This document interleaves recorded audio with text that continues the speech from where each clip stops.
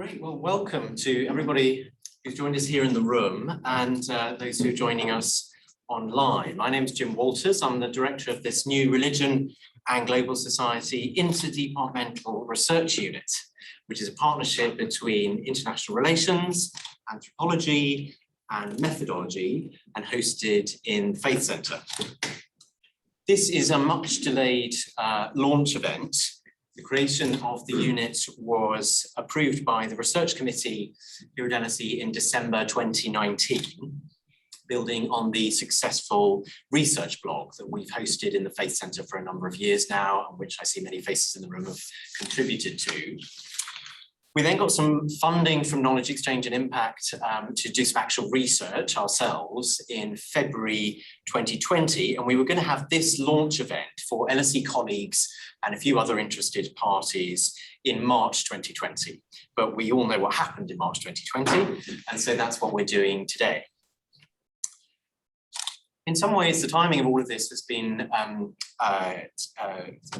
fortuitous for us, because we've, of course, in the Faith Centre been very impeded in running the extracurricular interfaith programmes that the Faith Centre is so far known for. So instead, we've been busy at home, reading, conducting research online, as you'll hear later, and indeed, all important, writing grant applications. And what we want to share with you today is some of the fruits of that activity. So I'm going to say a bit about what we're trying to achieve generally with this new unit and the scope of the research. I'm then going to hand over to my colleague, Dr. Manmit Bambra, who's going to present something of the research project that she led for us during the lockdown into the effects of the pandemic on interfaith relations on London communities. Then my new colleague, Dr. Chaplain, is going to introduce this 3-year Global Religious Pluralities project, which is now well underway, funded by the Templeton Religion Trust. And then I'm absolutely delighted that we are joined from Devon by Professor Grace Davie, who I guess is behind me. Grace is looking at my bald spot, but I know she's not. Grace is an LSE alumna. She's a member of the Faith Centre and Research Unit Advisory Board, and she is one of the most distinguished voices in sociology of religion today. She's been a great help to us, and Grace, really appreciate you being with us today. After that, we really want to hear from you, and obviously any questions that you have about the unit and our plans for what we want to do, but also your thoughts, as we just begun earlier with the Scholars Network, about the direction of travel for religion research within an institution like LSE. Those joining on Zoom can also participate in that by putting any questions or comments in the question and answer box within the Zoom webinar function. And then at the end of that, those who are present in the room, please do stay and join us for some non-alcoholic refreshments. I've been asked to make 2 housekeeping announcements. The first is to say that in this technology sort of hovering above us is microphones, which are very sensitive. So you know, it's sort of like in the cinema, don't be sort of noisily opening some crisps underneath or something like that, because it's going to interfere with the sound. And secondly, catering have just asked that none of the glassware is taken out of the room. So I'm going to kick off by, as I say, just saying a little bit about what we're trying to achieve, about the scope of the unit. And you'll have noticed from the title, which we've taken from the blog, that we are placing the social scientific study of religion in relation to the global. And my remarks, I just want to make a few comments about the reasons why we've done this. The first is our desire to expand and reframe the social scientific perspective on religion. There's been a lot of work done now to interrogate the norms and preconceptions of Western, particularly European approaches to religion. They've often operated with assumptions about religion being superstition that is gradually eradicated through education and development, religion as private rather than a public concern, religion as an impediment to the forging of inclusive societies rather than an aspect of it. And Grace, who's joining us today, and also the late David Martin from LSE Sociology, they've both been conducting research that's demonstrated for some time the inherent Eurocentrism at work here. European ways of thinking about religion and its modern marginalization have not been replicated everywhere else in the world. So in framing our research within global society, we're wanting to think about multiple modernities, including modernities in which religion is playing a more prominent role than it does in what is actually a rather unusually secular corner of the world in which we live and work. And if that's part of some process of decolonizing or de-Westernizing, that leads us to consider the very fundamental charge of Jose Casanova that Western academia perpetuates an innate hostility to religion, what he calls the knowledge regime of secularism. Rather like pre-modern universities instilled the rituals, assumptions, and commitments of Christendom, so modern academia does the same with the now dominant cultural system of secularism. And despite the religiosity of the non-Western world, that regime has usually been embedded through colonialism and globalization as a global academic culture. So we want to ask some questions about that. I remember a conversation a couple of years ago with a colleague who teaches here on the program for African leadership. He was quite bewildered because he found himself in a class discussion in which the topic of demonic possession had come up. And he realized, to his astonishment, that he was actually the only person in the room who appeared not to believe that this was a real spiritual phenomenon. How are we to make sense of that? Should we interpret this as ignorance to be overcome in otherwise intelligent young LSE students? Or do we somehow need to take that perspective more seriously on its own terms? And we're interested in that exploration. And I should mention, since she's here, that I think that stands very much within the approach established by Professor Eileen Barker in relation to new religious movements or cults, asking critical questions, but taking these belief systems seriously on their own terms rather than immediately approaching with judgmental preconceptions. So that's the first reason. The second reason for speaking here of global society is that we want to consider religion not in isolation, but in its intersections with other global issues and challenges. So arising out of the Faith Centre's work in interfaith relations, we are interested, for example, in religion-related conflict and how and why that seems to be a resurgent problem in today's world. But I would say that we're less interested in the commonly asked question of whether these conflicts are really or exclusively about religion, or whether religion is a foil for socioeconomic or political factors. That's been all too common since the advent of the war on terror. And policymakers have either viewed Islamist violence as motivated by toxic theologies that need to be suppressed or eradicated, or they see religion as nothing more than a label stuck onto insurgency against the West or against failing or corrupt regimes. But it seems to us to be a complex interaction of the two.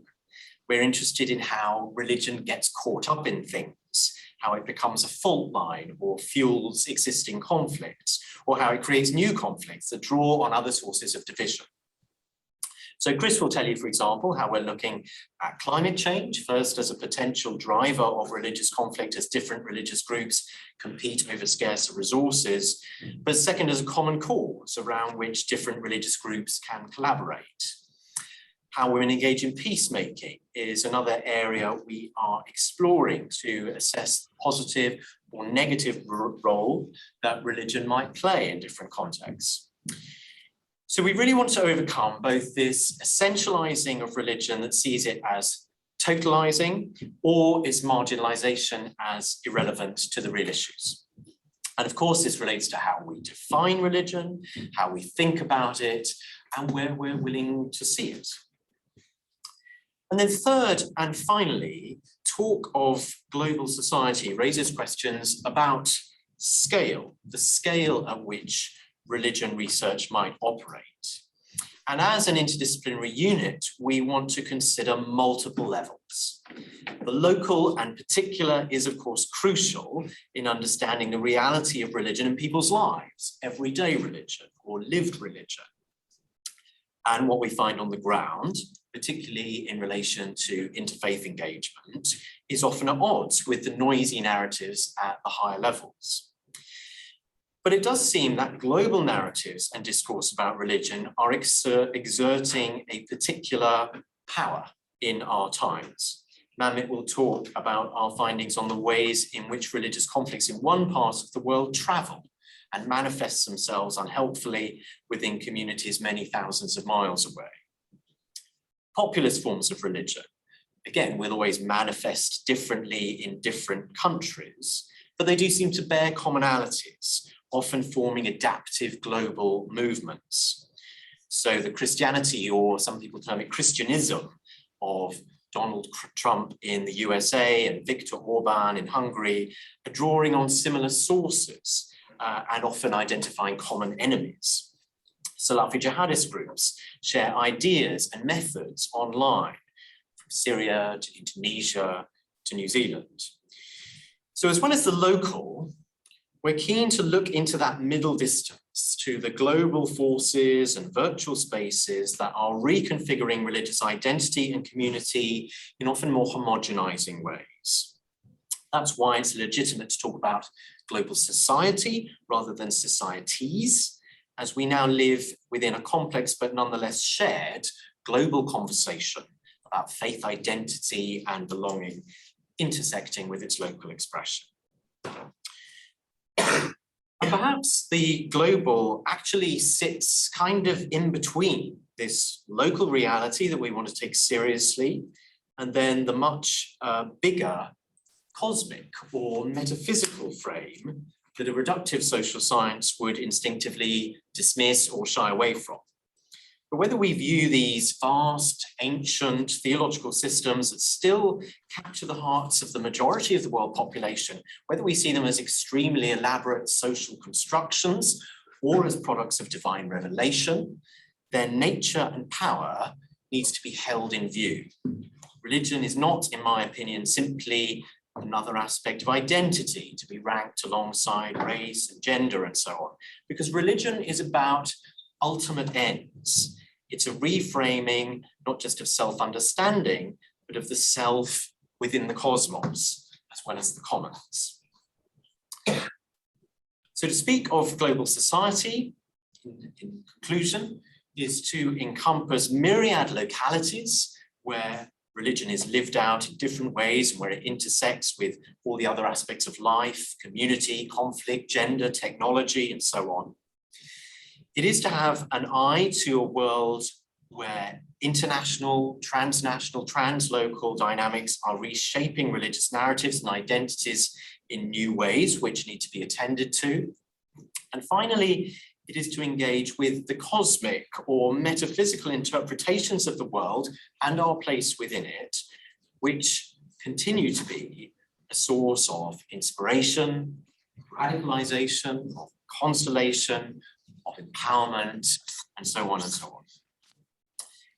So I'm sure you'll agree, I think that sets a big agenda for the research unit to engage with, hopefully over many years to come. But to take a little look into what we've already done and then what we are moving forward with, I'm going to hand over to Dr. Bambra. Thank you, Jim, and thank you everyone for being here. It's so nice to do something in person after being behind a screen for so long. Just to briefly introduce myself, I'm Amit Bambra. I've worked across the LSE for several years. My background is sociology and identity politics, but I was super excited about this project because I got to engage with young people of faith and examine religion and how religion plays a part in their lives. And as someone from a faith background, that was really interesting to me, especially with a sociological background. So you have the copy of the report that I hope you'll have time to look at. It's really nice to see it in print. It's the first time I've seen it in print as well. This project commenced in early last year in spring, and it was a project that was originally intended to use a in-person methodology. going out and speaking to people. Obviously, things happened drastically that made that impossible. So the project was quickly moved online. It's an LSE KEI funded project, and we launched this project online in earlier this year, and now I'm going to present some of the findings. So in terms of methodological approach, we had quite an extensive methodology. We had qualitative interviews with young people from faith communities. We did 31 of those, all online. And, you know, researching people's lives online, I wasn't sure how well it would go, to be honest with you, but we all did quite a bit of training around this, and that they were successful. And we had interviews with faith leaders and stakeholders too, to understand, you know, the bigger themes of the project. You know, what is happening in the interfaith world? What are the challenges? What needs to be improved? But also, as Jim was saying, this examination of the global and local. So we weren't just looking at interfaith, we're also looking at religious identities. Sorry, did I miss the cue there? So we're looking at religious identities and interfaith. So we're kind of looking at the local, but also the global. And in terms of, we also had an online methodology. So in terms of, we had qualitative interviews with young people and faith leaders. And we also had an online survey. And this allowed us to examine some of the trends that we were seeing in a wider population. Okay, so I think, so if we just hold on to this slide for a second, please, Austin. So the methodology that we employed for this project allowed us to be quite responsive. And one of the things that emerged quite early on in our data collection was this idea of a generational divide in interfaith. Younger people wanting to do interfaith in a different way than more established interfaith leaders. So about halfway through the project, we were able to hold an intergenerational youth conference on the future of interfaith, where we brought young people and faith leaders and interfaith leaders together online virtually, and we were able to kind of put them in a room together and get them to ask each other questions. So although there is a generational divide in interfaith, and I'll go into that in more detail, there is consensus about how to move forward. And there's more in common, I think, between younger people and more established faith leaders than they had probably thought before. So the core findings, if we go to the next, the core findings of the report are around social action, generational divides, young women of faith, and what I've called the democratizing but yet fragmenting role of the online space. And I'll go over those briefly. These findings are not separate from each other. They're very interrelated. And as we did the work, we saw how intertwined they were.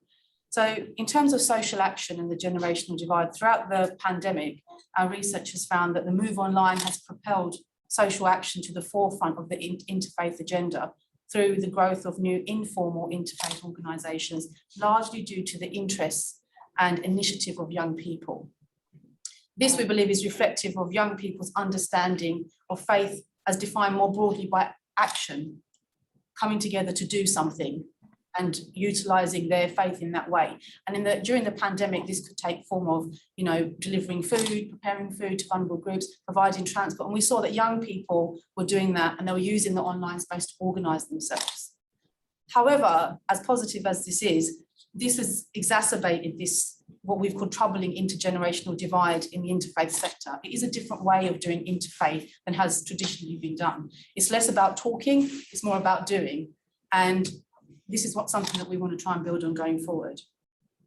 So another interesting finding is that of young women. Some of the young women that we spoke to, they find it hard to progress and take leadership roles within their faith communities due to the existing structures that they find quite difficult. We find that the move online has been democratizing for some young women, and young women for young people, and young women in particular. The extension of religious spaces to women through online accessibility has great potential to bolster the credibility and authority of women's voices within their own communities and the interfaith sector. So there is lots of ways that the online space is democratizing. It's allowing young people to come together to have this collective action. It's allowing young women to progress in ways that there are less barriers to them. But there's also a fragmenting aspect of that I'll come to shortly. So moving on to the role of personal contact. So one of the emergent themes, and we used a thematic methodology to analyse our data, was this idea, the importance of personal contact. Our data, in all of our data sets, highlights the importance of diverse personal contacts, interactions, and relationships. And these young people that we spoke to really emphasise that these diverse relationships are what they go back to when there's tensions abroad, when they feel like they're being pushed and pulled, or they feel like they might feel hostility towards other groups based on what might be happening elsewhere. They often come back to these previous positive interactions and they build on them. They act almost as a buffer.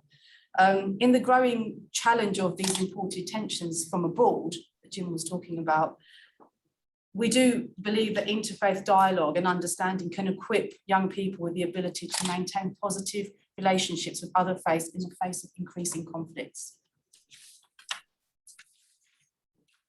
And moving on to navigating the global and the local. So the online space is more extensively utilised during the pandemic, has been democratising and has led to greater equity for young people and women in particular.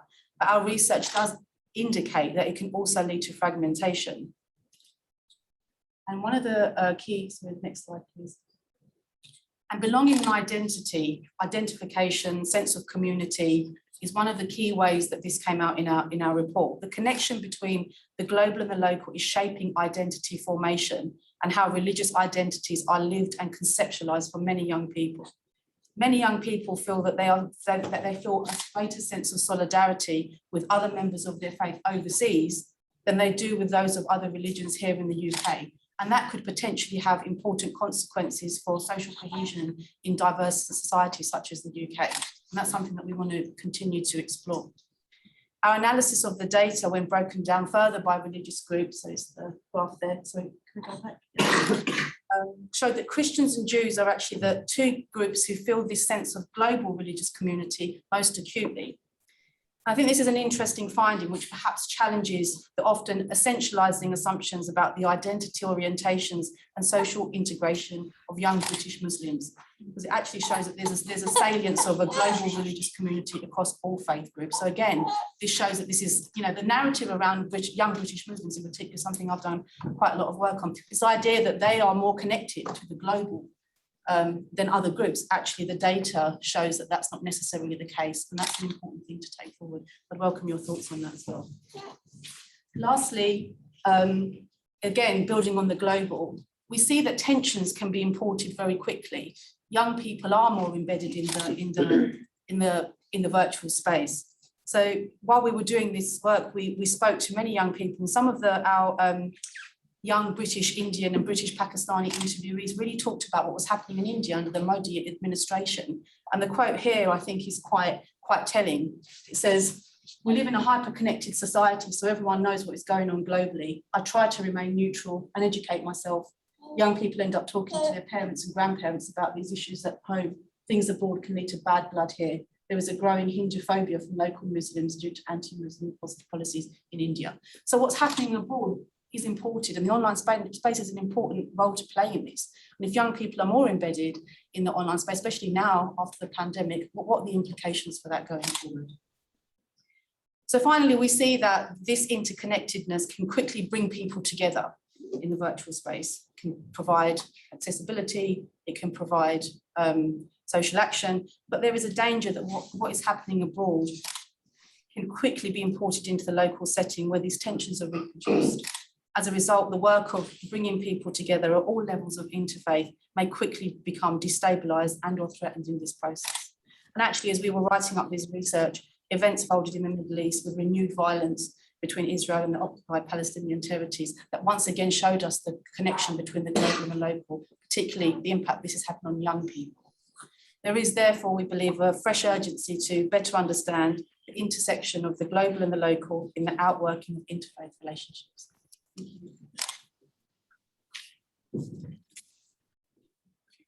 Thanks very much. Good evening, everyone. And I'd just like to reiterate what my colleague Manmit said. That it's fantastic to actually be here face to face after so many kind of Zoom conferences and so forth. It's actually quite exciting. So I just want to reiterate my thanks and warm welcomes for coming. So my name is Chaplain. I am a new addition to the Religion and Global Society unit. However, fortunately, I'm not a new addition to the LSE. I had the opportunity to teach at the Department of Methodology several years ago. So I'm quite happy to be back and kind of working on this fascinating new project, which I want to talk about just now. So I wish to briefly kind of add to what both Jim and Manmit have talked about by offering a quick outline to our exciting new 3-year research project titled Global Religious Pluralities, and to introduce you as well to the team that will be carrying out the research across the globe. Now, this project is funded by a generous grant from the Templeton Religious Trust and really seeks to build on several of the themes that Jim was talking about previously. Most predominantly, we seek to explore the intersection between religious faith, interfaith relations, and global challenges, specifically in relation to climate change, conflict resolution, and the promotion of religious pluralisms.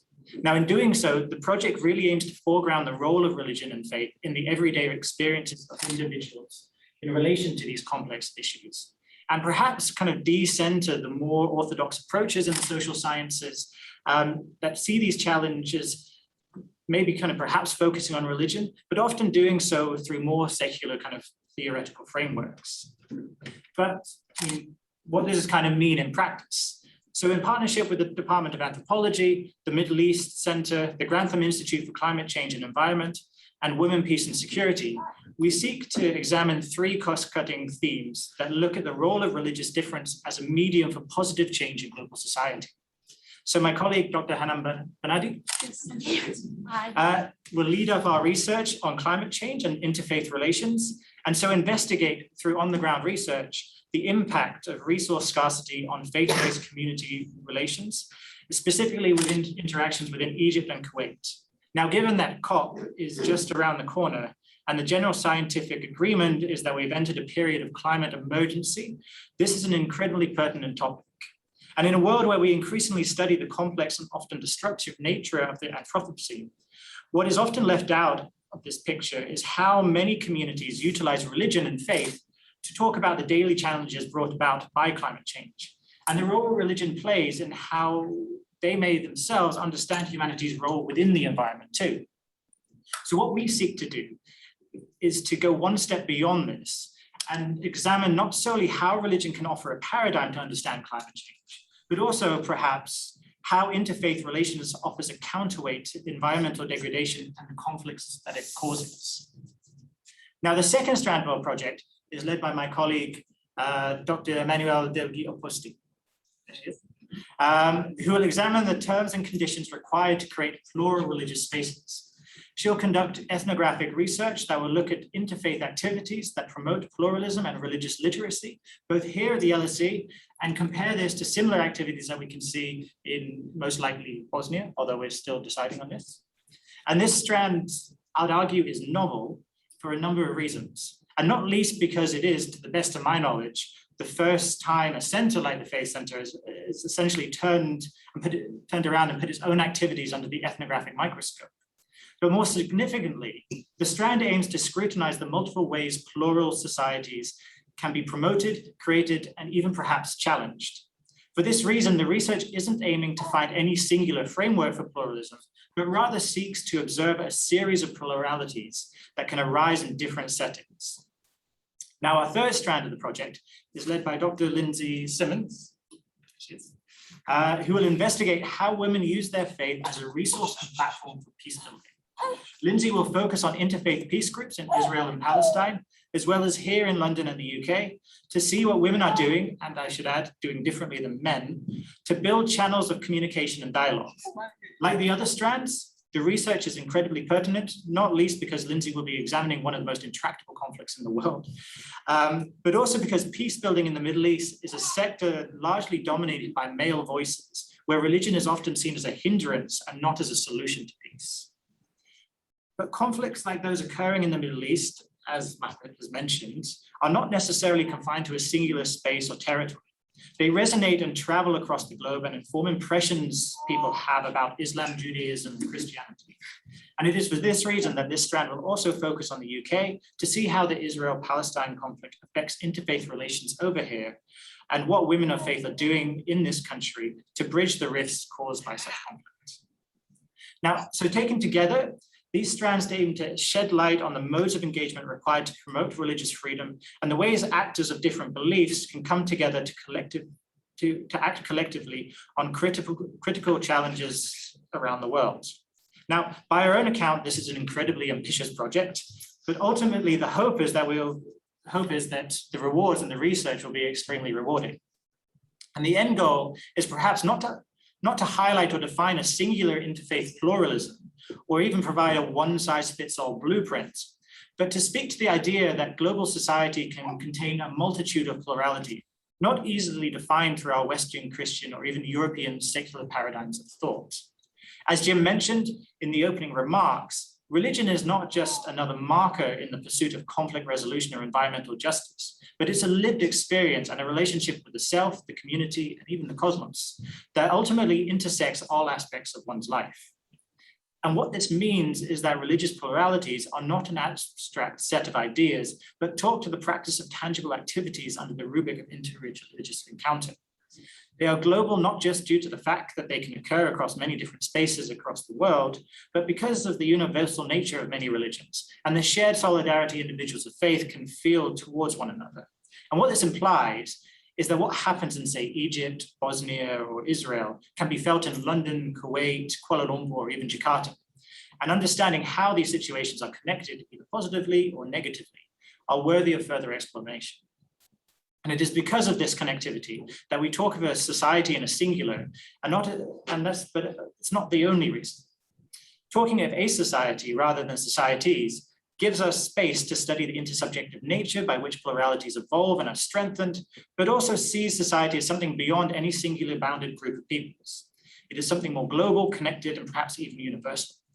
And this is why we talk about interfaith, but also why we believe that this research must include our own role here at the LSE and at the Faith Centre, as the LSE, with its diversity, is perhaps a microcosm of this global plural society.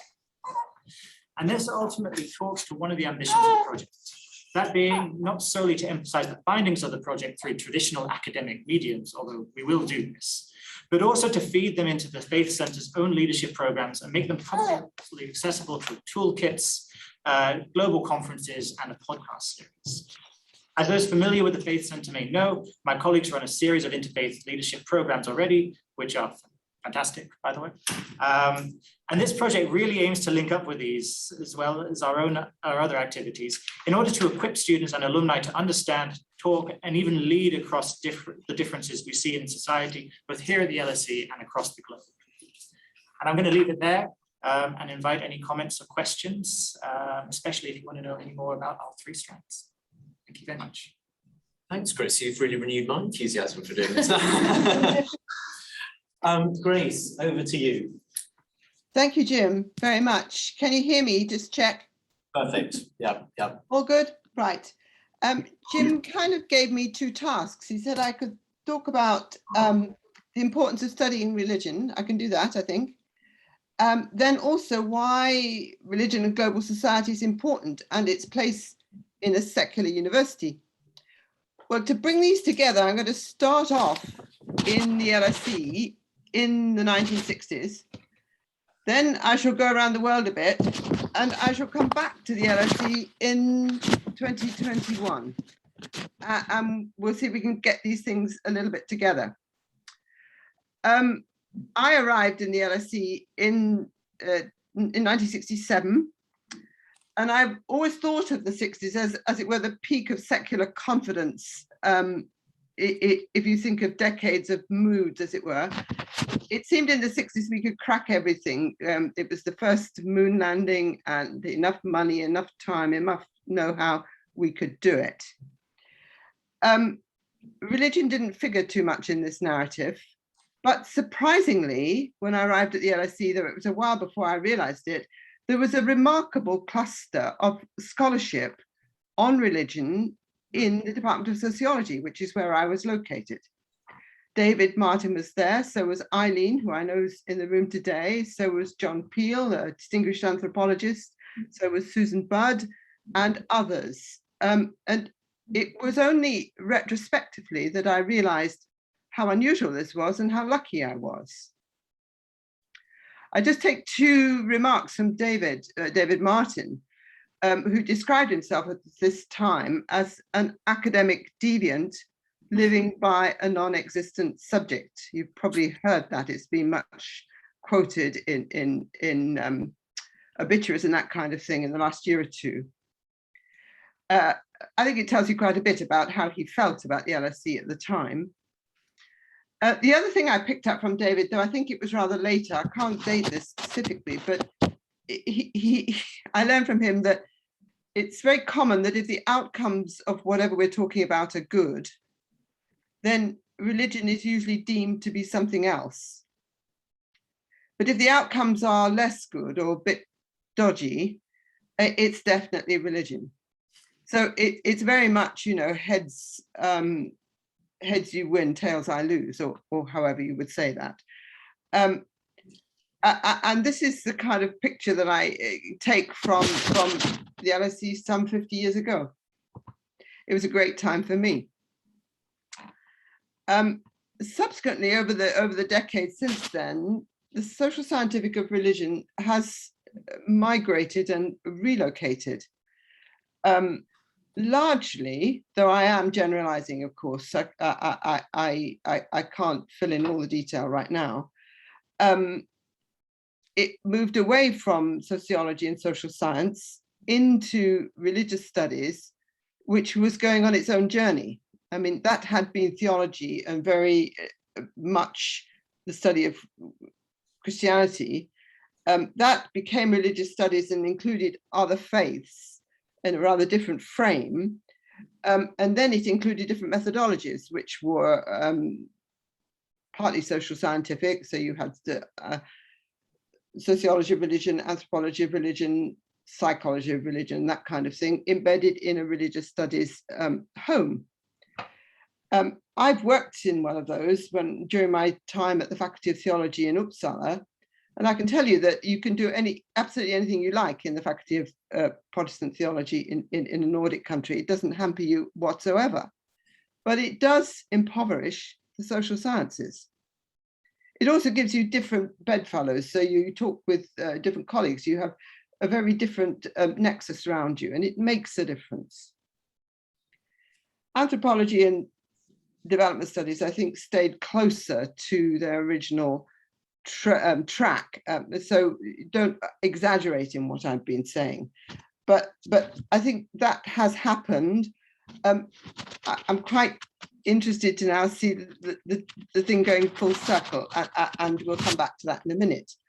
But in the meantime, let's think of three key dates in late 20th century, well, history, if you like, or politics, global politics. And they are 1979, 1989, and 9/11, which is 2001.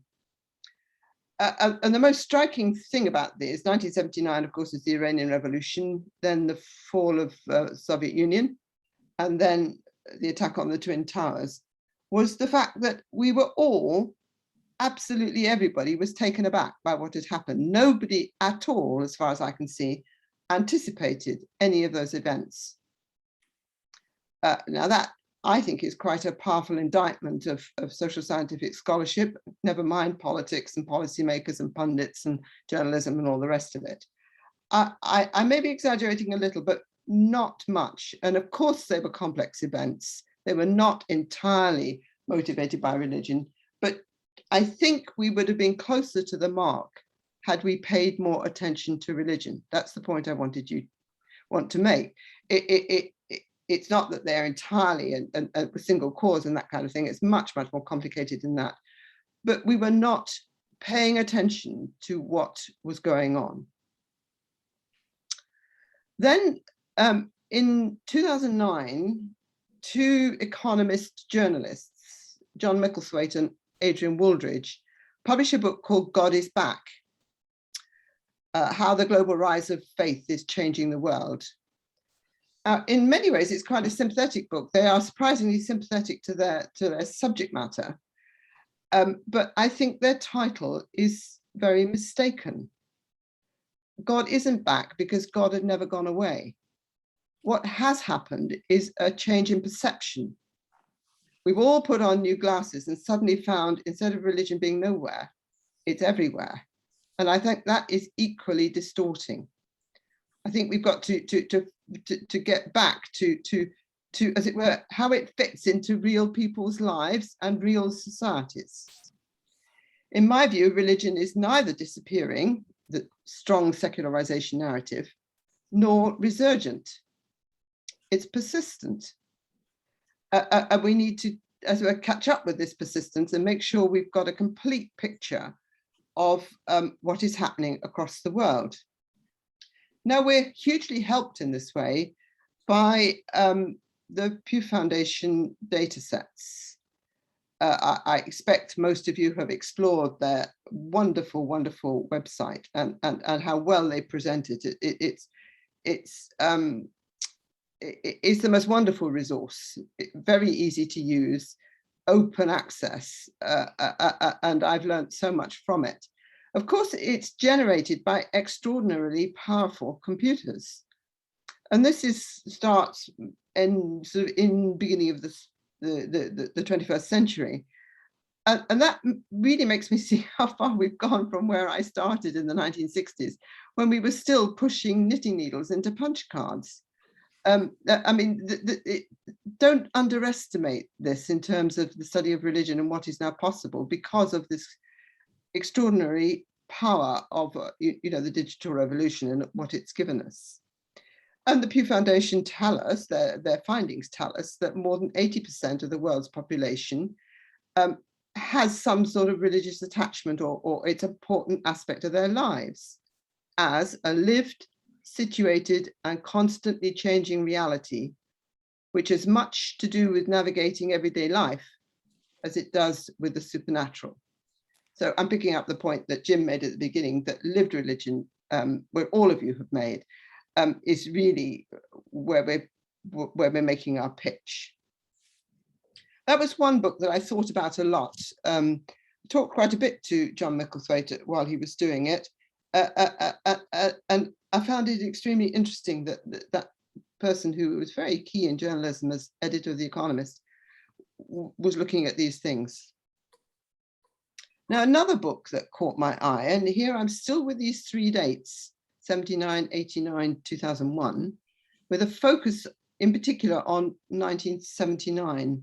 The book is called Strange Rebels, and it's by Christian Caryl, spelled C-A-R-Y-L.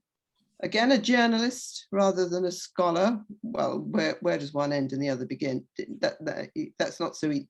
Anyway, he earns his living as a journalist. And he looks at 1979, this is a retrospect on 1979. He looks at 4 leaders and 5 countries. The 4 leaders are Mrs. Thatcher, Deng Xiaoping, John Paul II, and the Ayatollah Khomeini, all of whom came to power pretty much in 1979. You stretch a bit on 1 or 2 of them, but that something was happening, he's saying. And his 5 countries almost match these. It's UK, China, Poland, Iran, Afghanistan. What he does, which I think is extremely interesting, is a bit like Chris has said, you're trying to make one narrative rather than 5. In all of them, well, in 2 of them, in fact, it's the strong, it's the free market. That's Mrs. Thatcher and Deng Xiaoping. And in the other 3, it's increasingly visible religion. And you find the key blocks of the 20th century, the strong state and the commitment to secularism, are beginning to cede the place to something new. Something was happening in 79, and none of us saw it coming. Why not? he has the benefit of hindsight. That always makes it easier. But I think the absence of attention to religion in the late 20th century is deeply striking, and even more so as we look back. Now we have rather jolted to something new, and this is where I think it is important to concentrate on persistence rather than resurgence, because I think that distorts again. But it is coming back now into academia, including the social sciences.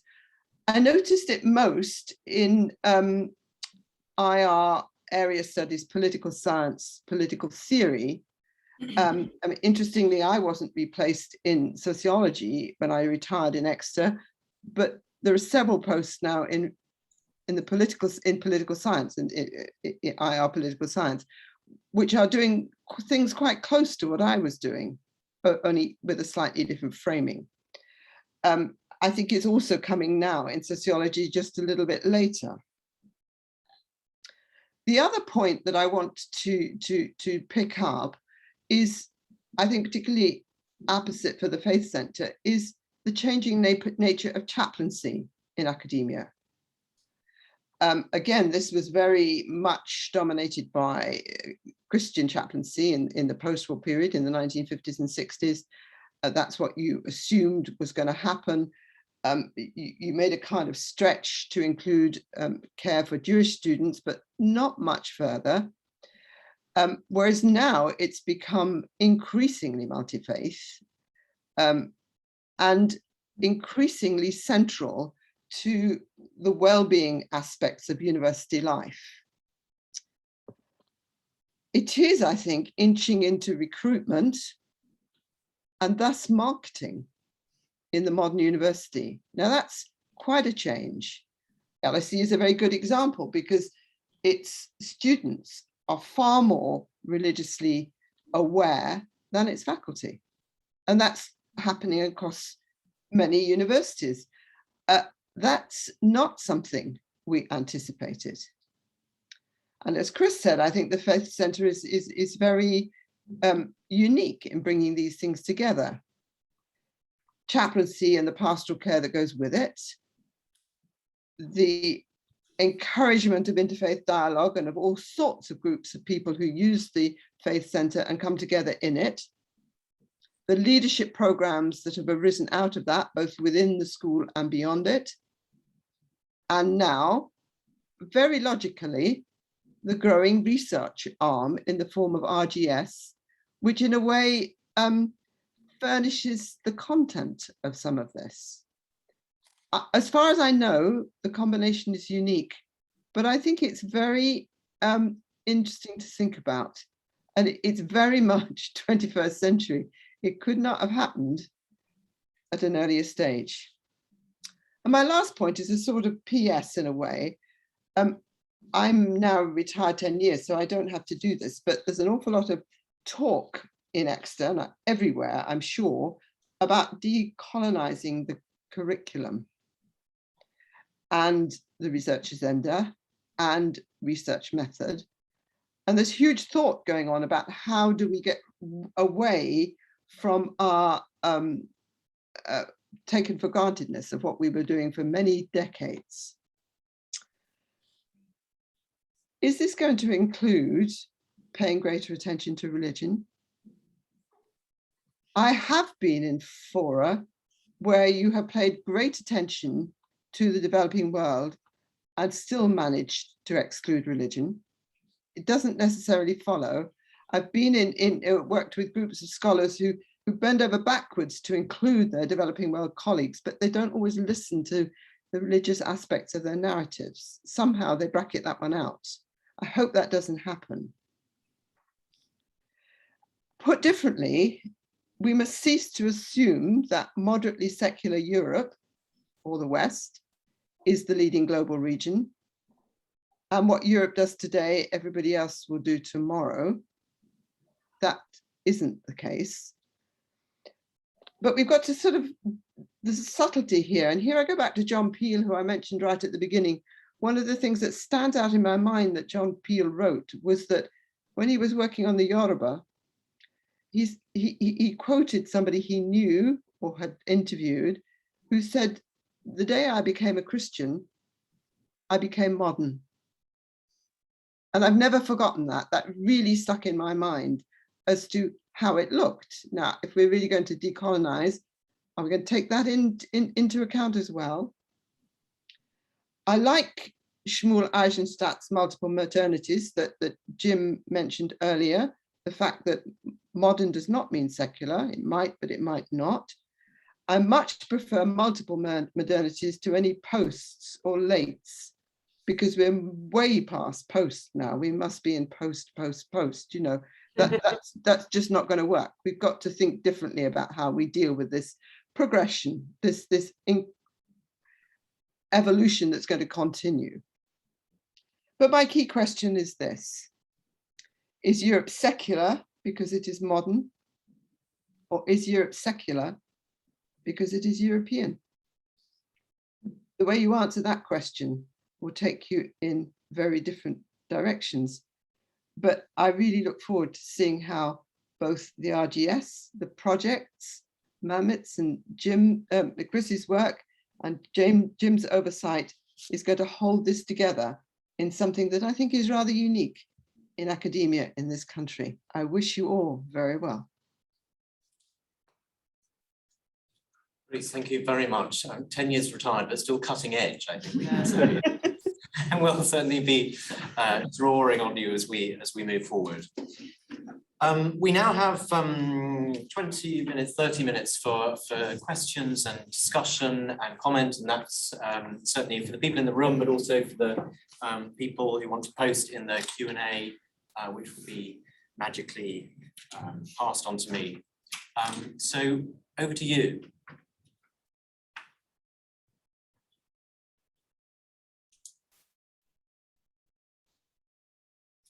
Professor Featherstone. Thank you. I thought Grace's final point was excellent, and I wonder how the panel might answer that question. Is Europe because it's secular, or is Europe, I forget how she phrased it, but it was the notion of secularity, modernity, and Europe.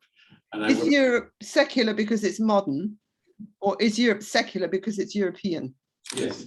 And this is the question that I would very much like the panel to comment on if they wish.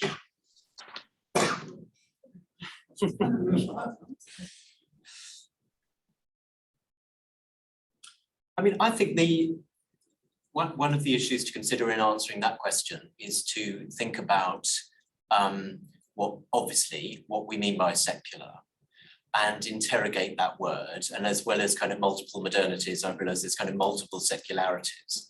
And if you're in India and you're talking about secularism, people are understanding it entirely differently to if you're in France and you're talking about secularism. But I think what this question poses is the link between secularism and the Western Christian tradition. And I think there's been some very interesting work done recently, like by the historian Tom Holland, on the kind of Christian creation of the secular within Europe as a category of thinking, and how Christianity, Western Christianity, sort of haunts the secular in the European context, in its impulse towards liberation, in its notions of universality.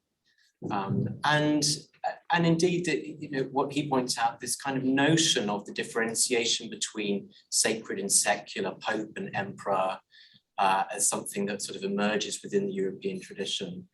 So we've sort of, and that therefore makes one consider that it's not that Christianity has kind of ceded the space to secularism so much as Christianity in Western Europe has given birth to this different thing, this new thing. So I think that's one of the questions that needs to be explored in thinking about that. Have you got anything to say? Sure, yeah. With the caveat that I focus on Southeast Asia, so my knowledge about Europe is somewhat limited. But I think I'd agree with Jim that secular is particular.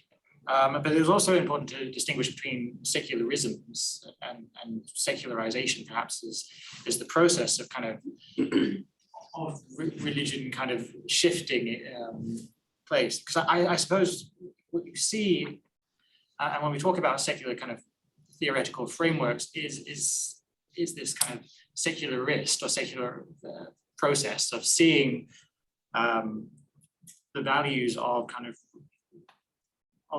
religion being taken out is a way kind of forward. And this is very different from what you see on the ground. So in this sense, I'd say that Europe is perhaps less secular than it actually believes it is. What secularist paradigms that make you think it is. And this is especially true for the latter half of the 20th century on. So yeah, that's my kind of minute addition to Jim's answer there. It's a very good question, but I'll be honest with you, I think I need a bit of time to just think this through. So maybe I'll come back to it in a little bit if I'm honest. Grace, do you want to answer your own question? I learned it when I was thinking of is Europe the prototype, the global prototype, or is Europe the exceptional case? And I sort of thought this is, are we assuming that what happens in Europe now will happen everywhere else in due course? That elides modernization, which happened earlier in Europe with secularization.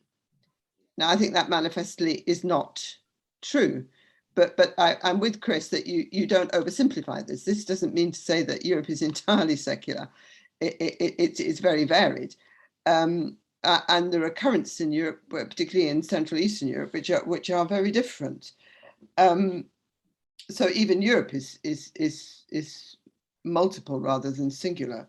But I think it's very bound up with assumptions that a lot of the way we looked at the world was assuming that we were more modern than everybody else was, and that our particular package of modernity, which included the European Enlightenment, or if you like, was fermented by the European Enlightenment, would be what happened everywhere else, and that is not so. So you can be fully modern without being secular in the sense that Europe is. I mean, that is clearly so. I mean, Chris, what would you say about Southeast Asia? Religion in Southeast, I guess anyone that's focused on Southeast Asia do feel free to jump in, but yes, religion plays much more predominant life. But if you go back in history to that kind of those colonial interactions with Europe, and this perhaps talks to that point of decolonization, is that you did have these kind of modernization theories, these kind of ways that these ideas that to become kind of an independent nation in the European model, you very much had to kind of see religion as something that was put to the side. And what this kind of essentially really meant was that you had to take kind of European, i.e. kind of Christian way of kind of doing things. And this was a very powerful kind of ideology. It was kind of carried through in the 1950s as well. But we can see on the ground that it evidently was not true in a lot of ways. And in fact, a lot of the kind of modernist resistance that you saw in places in Southeast Asia drew from religious traditions themselves and religious flows around the world. I mean, for Indonesia and Malaysia, this was predominantly Islam. You saw those connections to places like Medina, Mecca, and Cairo, and scholars kind of linking up and coming up with alternative ideas of modernity. And we're now quite aware of them. But people in Indonesia and Malaysia were aware of them over 100 years ago. So it's interesting. So I had a question come in online. If the university is to seriously pursue the social scientific study of religion, how must its relationships with religious communities change? Must the ivory tower be abolished? And I think in beginning to answer that, I really want to pick up the very interesting remarks for which I'm grateful to Grace, sort of about the genesis of what we're launching today, which began, I suppose, 15 years ago with LSE responding to student need for spaces for religious observance. That was kind of how the Faith Centre first became a thing. And then extracurricular programs around interfaith and leadership, religious literacy, then evolving into this research unit. So there's been something very, very organic, I think, about the emergence of this agenda within the university, coming from students themselves coming out of faith communities. And I suppose, also grateful for the comments about chaplaincy, because in spite of all these extra titles I've gathered along the way, and the fact that I'm wearing a tie and not a dog collar today, I am also still the chaplain. So I think the whole process has reshaped the relations with faith communities. And Manmit, your research, I suppose, has kind of been thinking about this as well. Yeah, thank you for the question. I think, so having taught at the university for several years, when you're in the classroom and you're around so many students that come from all over the world, it's sometimes students want to talk about their religion. They want to bring that into the conversation and they want to expand on that. Sometimes it's difficult for them to do that. And my own study, looking at ethnic identities, young people of different diverse backgrounds, faith is such an important part of their lives.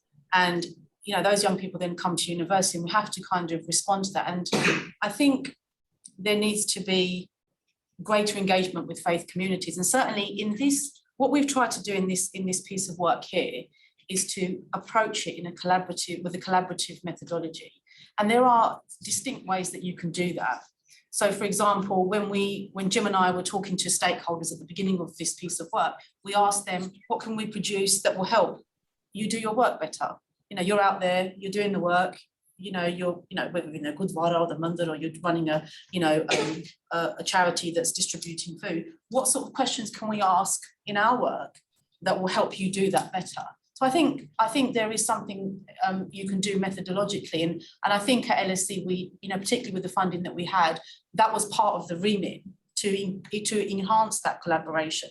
And for me personally, and I think for us as a team, that type of interaction is so important. There needs to be a greater communication between us, the researchers of sociology of religion or religious identities, but also the communities that we're looking at. And I think even we've gone some way, and as I spoke about earlier, we had this intergenerational youth, this intergenerational conference.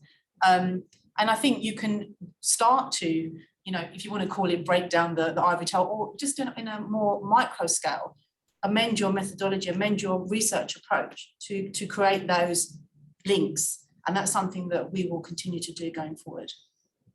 So I think what we need to do is we need to break down the ivory tower. And we talked a lot about that today in terms of rethinking how we, as sort of an academic culture, think about religion. But then I think there's also a sort of stepping up in a sense of one of the things I'm aware of is a need to help students of faith think about the appropriate ways in which they bring their faith into the classroom, and to help us think about that as an institution. I remember when Charles Taylor came and spoke at the Faith Centre a few years ago, he was talking about religion and public discourse, and he said the difficulty always arises is people think that religion is a way of shutting down conversation, that if you start talking about God in an academic space, and sooner or later someone will say, and God says that, so you can't respond.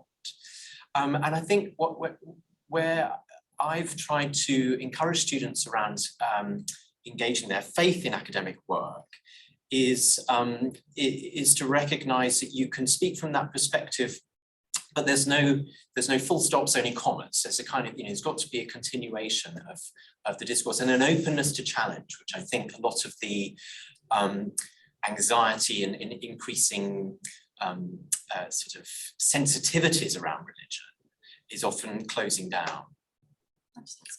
Yeah. I think you get many students from faith communities, you get many students who are not from faith communities. So there needs to be some way to kind of an understanding to be reached between students where they can have these debates. And I think there's a lot of anxiety around bringing these conversations in. And we're looking at, global issues. And often the students that I've taught, they've come to me afterwards and said, I wanted to say this, but they don't have that confidence. And actually, I think if they had said it, they probably would have been able to facilitate a positive discussion. So I think it's learning and having support around how to do that well in the classroom, and how to encourage students from faith backgrounds, but also who are not from faith backgrounds, to kind of deal with these viewpoints. Did you want to make, Chris? Did you want to say? Please. I'm Yazan Duran. I actually teach the Anthropology of Religion. And this week we talked about spirituality and various kind of forms of modern spirituality. And I'm just kind of thinking about the narrative that Grace just gave, this kind of historical narrative, these kind of key events that caused a certain kind of shift in awareness to the presence of religion in public life. And what I see, at least with my students, I mean, this week is about spirituality, and this is kind of the week that they get most excited about. Precisely, I think, because it resonates with certain sentiments among them, which is, I mean, she also talked about, Grace talked about the Pew Center and the surveys that they've been doing, and they have also been kind of detecting a certain rise in people who identify as spiritual but not religious, or spiritual and religious, or even the so-called nuns in ONES, who kind of don't believe in religion but believe in some kind of a larger sort of force in the universe. And I'm just kind of thinking about the historical narrative in relation to the Middle East. So after the Arab uprisings, there's been, I think, a kind of an anti-religion sort of a backlash. And I'm just wondering if you're seeing something similar going on in the Faith Center. And you've been talking about the past 15 years and how there's interest among the students in bringing discussions about faith into the university, and if you're seeing any change in that in the past few years towards more this kind of spirituality sort of direction, but where it fits in your projects, I think. Thank you. I've been asked to repeat the question for people on the Zoom thing, so I don't think I can repeat the whole thing, but if I can summarize it and you can tell me if it's satisfactory. Question about the rise of those who would self-define as spiritual but not religious. And I think we think about that as a kind of a Western, particularly European thing that's happening, but actually we are seeing it in other parts of the world, like in the Middle East, where the rise of Salafi jihadism and other movements are kind of causing an anti-religious backlash, but people wouldn't think of themselves as kind of thoroughgoing nihilists or materialists, whatever, but they've got some sort of spiritual identity. And a question of whether we're seeing that in the Faith Center and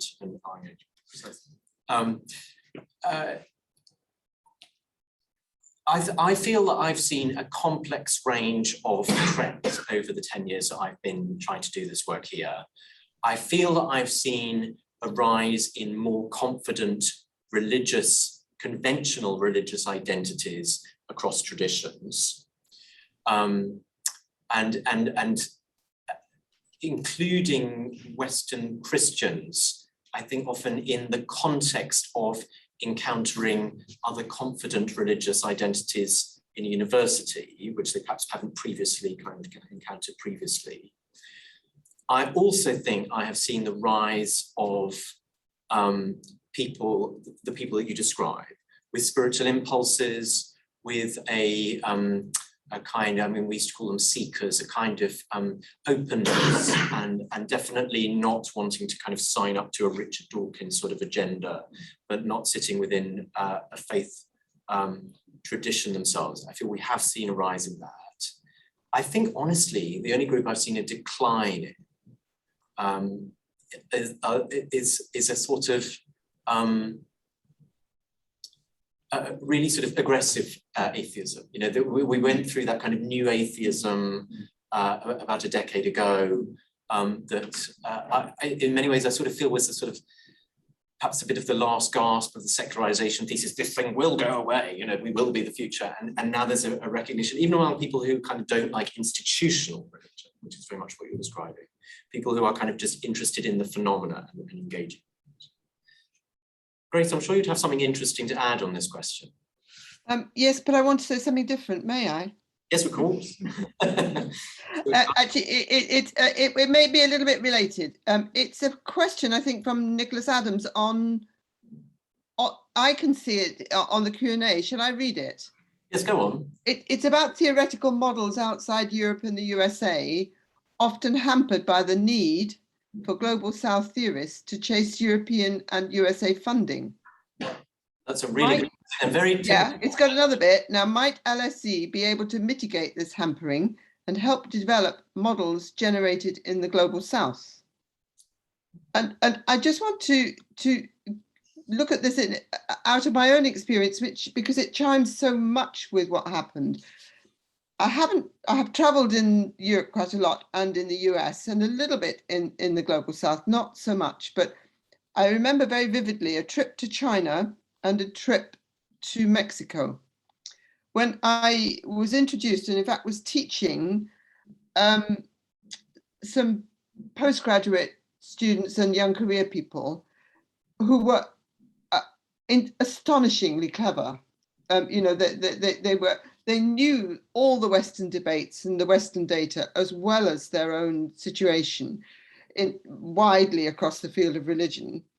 And they came and talked to me afterwards in English, of course, which was probably not even their second language, it could be their third or fourth, saying to me, now what theory shall we use to understand my data?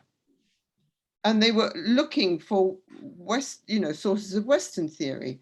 And my answer to them was, don't do that. Don't do that. Have the courage to imagine your own frames of reference to make sense of your data out of your own context, and don't simply borrow the Western model, because I think you will inevitably distort your data. But I think he's absolutely right that the temptation to do that is because to get their, if you like, social science license or sociology driving license, they had to know Marx, Weber, Durkheim, and all the rest of it. And they this became the gold standard. And I think it's very unhelpful. And if in the Faith Center you could, or in across the project or in your teaching, you could begin to give confidence to the people who know other data, come from other places, to think creatively about it and interact with Western narratives, but not simply to take the Western narrative. It's got to be a much richer dialogue than that. And that, of course, can include faith. I mean, to get back to your previous question, that I, coming from this place with this point of view where people think like this, why do I have to go for a secular narrative to explain it? You're necessarily distorting it. And I mean, so I kind of got back to that question, but I did it by a little bit of a roundabout route.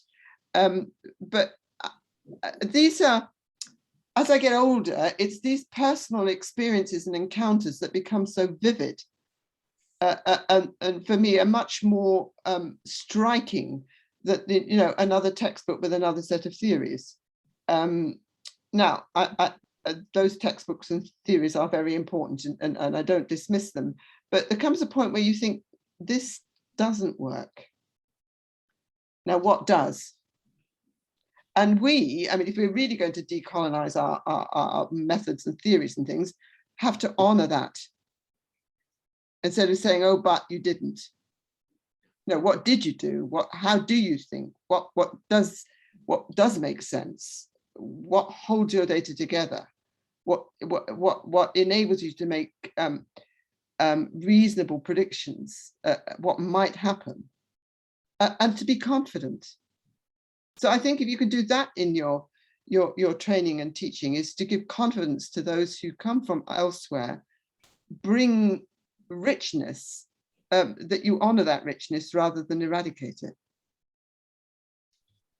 Thanks, Grace. I mean, my view is that our concept of global religious pluralities is going to be meaningless unless we do exactly that. So I think Grace, if you want to. Yeah, completely. And another kind of aspect of this this issue that you raised as well is that at the moment there doesn't seem to be that kind of willpower to translate those ideas that come out of other parts of the world and really share them so the rest of kind of academic society and community can see it. But to talk to kind of our project and our very modest kind of contribution and trying to kind of push that forward, part of the global religious pluralities kind of aspect is to try and build those kind of networks beyond kind of just Western academia into places like Cairo, Bosnia, hopefully Israel, Palestine, hopefully Indonesia too. And in this sense, try and really kind of gain those voices and kind of search for those kind of religious experiences themselves and try and share it, but also kind of have that dialogue to see how people themselves talk about religion and why in their own kind of terms and their own kind of ways. And this probably talks to the fact that, yes, this is a 3-year project, but we don't necessarily see it as a 3-year project as an end result in itself, but rather the beginning of a process or a dialogue and part of kind of what the Faith Centre's kind of mission statement really is in that sense. And I think kind of just returning back to the original question as well about religion, I think, and anthropology has perhaps been at the forefront of this, and this is the fact that religion itself, we are increasingly becoming aware of how diverse that is once we start to unpack it. Because one of the problems that we've had in the earlier kind of years of the 20th century was the fact that religion was this, as a category, was very much based on a very specific history, but we didn't acknowledge. And that's coming out too now. And through that, you are kind of seeing these kind of, those middle grounds between what is seen as kind of like religion as an acknowledged kind of faith and that in between is perhaps that's going on. So, yeah. And that's one of the challenges about the data, isn't it? I mean, I, like everybody else, rely heavily on Pew. And yet when I visited DC a few years ago and they very kindly hosted lunch, we had a really interesting conversation and I said to them, you know, do you have any way of kind of drilling down into these identities within these blocks that you identify? You know, if somebody says that them, somebody says they're Hindu or whatever. And it does seem to me that, you know, for example, a lot of the people you're describing in the Middle East who, for geopolitical reasons, essentially are no longer feeling that they want to say that they're a Muslim or, you know, they may still be very much within a tradition. I mean, it's similar to the point that I'm talking about in relation to what is Western European secularism, you know, and how is it differentiated from Christian identity, you know, in this cultural context. I think those are really, we really need to kind of think better about that on the labels. The question coming online that I think is a really important one, when we take religious knowledge seriously on its own terms, how do we still engage in the spirit of robust criticism that is vital to the production of knowledge? If I sort of kick off and answer that, I don't know if other colleagues you know, have some thoughts and raise perhaps. I mean, and I think I've got sort of two thoughts about it initially. The first is I wouldn't presume, I mean, having trained myself as a Christian theologian, I wouldn't presume that theological systems themselves don't have extraordinary capacity and mechanism for self-critique and examination and deconstruction and reconstruction. I mean, that's very much been my experience as being formed as a critical thinker within a religious tradition and myself. So I wouldn't want to presume that that all religious systems are ones that are sensitive to criticism and I think part of what's interesting about interfaith encounter is it can be a very good way of getting people to interrogate their own beliefs and ask questions about them in new ways. When you have to give an account to someone who's asking you questions about your tradition, that's, you know, what you never really pay very much attention to at Sunday school or the different equivalents, it starts to make you think. So I think the interfaith work itself is one that generates some kind of critical capacity. But then I think, you know, thirdly, the point that I made in terms of thinking about how we talk about religion within the classroom, we do have to build the kind of confidence that Grace was just alluding to, actually methodologically, the confidence in religious identity to kind of allow the most rigorous level of critical engagement with the issues that we're talking about. So I take that very seriously. No, I completely agree. I mean, by mentioning interfaith as well, I mean, there is this, most religions do have a rich history of critique within the faiths themselves. But when you talk about interfaith, you're also alluding to the fact that religions and religiosity and religious people don't necessarily exist in a bubble. I mean, there are interactions and so forth, and those have to be taken into account too. And it's perhaps kind of asking those difficult questions, but also seeing kind of bringing religion back into it isn't necessarily kind of looking for that transformative space somewhere between what we see as the academic rigor that we apply to most research that we do, but also putting religion at the forefront of this. And this is, I believe this is a new space of some sort, but one that can be kind of pursued. Jim, can I just go back to something again that I learned from David Martin? It is a fallacy to think that religion is non-rational and politics is rational. You know, if you are going to deal with life, you've got to learn to think rigorously about the non-rational. If not, you're going to sanitize life and it's going to be meaningless. I mean, Donald Trump is not rational, and somehow you have to take it seriously. If not, you're not going to understand it. Most aspects of religious thinking are much easier than that, than Donald Trump. But I learned this a little bit when we, you know, in the 1980s, and everything was suddenly postmodern and postmodernism. And so it was all sort of very amorphous, and it was very indefinite and whatever. It was very easy to make your thinking go sloppy as well. But it was trying to get hold of the fact that you had to think rigorously about something that was very different. But that didn't mean to say you abandoned your clear points of reference and what you were doing and how you were going about it. You could map that could stay in place. But your subject matter was much more amorphous. But life is going to be like that. If you're going to understand human living, you've got to deal with that. As soon as you turn it all into rationality, you've distorted human living. Thanks, Grace. And I think that is actually a real challenge for LSE.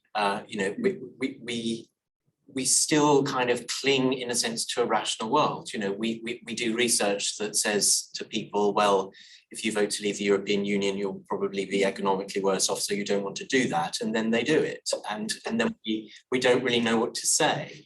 And oh dear, is what you say. and it's, you know, and I think that's true over a number of areas. So kind of understanding what the non-rational, perhaps, or at least the things that don't look kind of rational in the senses that we conceive, I think is really important area of work for the university as a whole, which I hope we can contribute. We've come to well, just briefly, I think, I mean, I don't know if it's completely related to the question, but in doing this research and speaking to young people of faith, they are critical of how the way that they practice their faith. There's things that they say, you know, young women, you know, some Sikh women that we spoke to and said, you know, I'm very critical of the way that Sikhism happens, you know, that, you know, there's one way that Sikhi is taught, but actually in practice, it is the men that hold the power in the temples and I can't progress. So I think when we did this piece of work, we deliberately approached it from a grounded perspective. You know, we didn't impose a theoretical framework on what we had a very sort of inductive, open methodology that had the questions there, but allowed young people to express their own ideas. And they were critical, and they think about, you know, being a young person of faith in London, and they're kind of balancing these different ideas, and some things are more acceptable to them and for some things they struggle with. And that I think that openness in the way that you do the work allows those conversations to organically happen rather than us kind of imposing a set way of thinking on their experiences. And it allows you to explore the diversity within diversity. Not every faith community or young person or faith community experiences their faith in the same way. You know, some are, and then there's gender. So I think that's really helped us, but particularly the young people that we spoke to in the process of this work, they do critique, and I think they're quite confident in doing that. So hopefully we'll be able to engage with that a bit more going forward. We need to wrap up there. So I particularly want to thank those people who've joined us online, and thank you who've joined us in person. I hope that the conversations can continue over some refreshments. We've got the room for at least another half an hour. I want to thank our panelists, particularly Grace. Thank you so much for joining us from Exeter and for your characteristically insightful contributions. Thank you, Manmit. Thank you, Chris. If you're staying, please introduce yourself to our researchers who were introduced to you, Hanan, Emmanuel, who's brought her research assistant, Alexander, with today, and Lindsay's around. And finally, thank you to Cameron, but particularly Austin, who's organised this event today and put it all together. So thanks to all, and do please stay for refreshments if you're with us.